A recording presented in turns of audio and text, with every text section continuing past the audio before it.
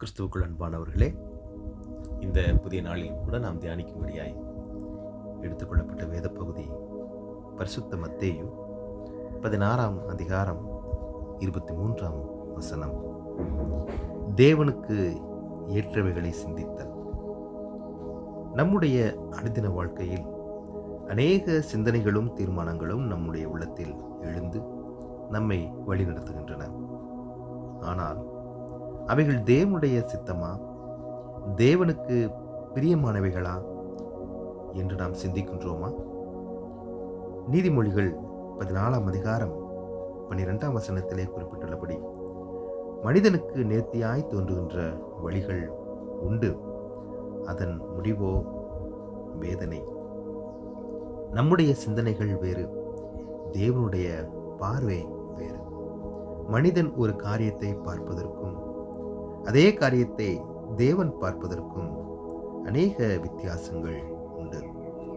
தேவனுடைய நாமம் மகிமைப்படும்படியாக அவர் ஒவ்வொரு மனிதன் மீதும் வைத்திருக்கின்ற திட்டங்களும் செய்கின்ற செயல்களும் தவறுக்கும் பாவத்திற்கும் குருட்டுத்தனத்திற்கும் எதிரானவைகளுக்கும் அவைகளுக்கு விலகி இருத்தலுக்குமாய் இருக்கின்றது.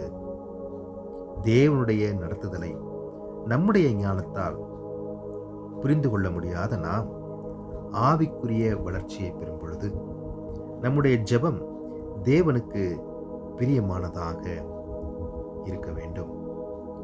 எனவேதான் கிறிஸ்து இயேசு ஜெபிக்க கற்றுக் கொடுக்கும் பொழுது, உம்முடைய சித்தம் பூமியிலும் செய்யப்படுவதாக என்று கற்றுக் கொடுத்தார்.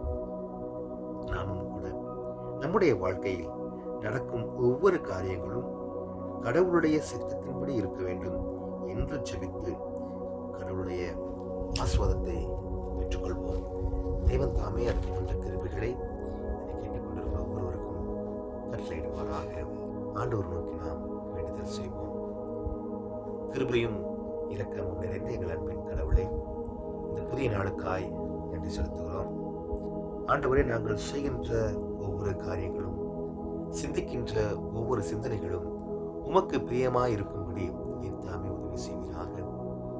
அது போன்ற காரியங்களை பெற்றுக்கொண்டு உமக்கு பிரியமானவைகளையே சிந்தித்து செய்து அதன் வழியே நன்மைகளை பெற்றுக்கொள்ள இதனை கேட்டுக்கொண்டிருக்கிற ஒவ்வொரு பிள்ளைகளுக்கும் நீர் தாமே கிருபை அளிக்கும்படி மீட்பெரும் இரட்சகருமாகிய இறைமகன் இயேசு கிறிஸ்துவினுடைய ஜெபிக்கிறோம். எங்கள் அன்பின் பரலோக கடவுளை.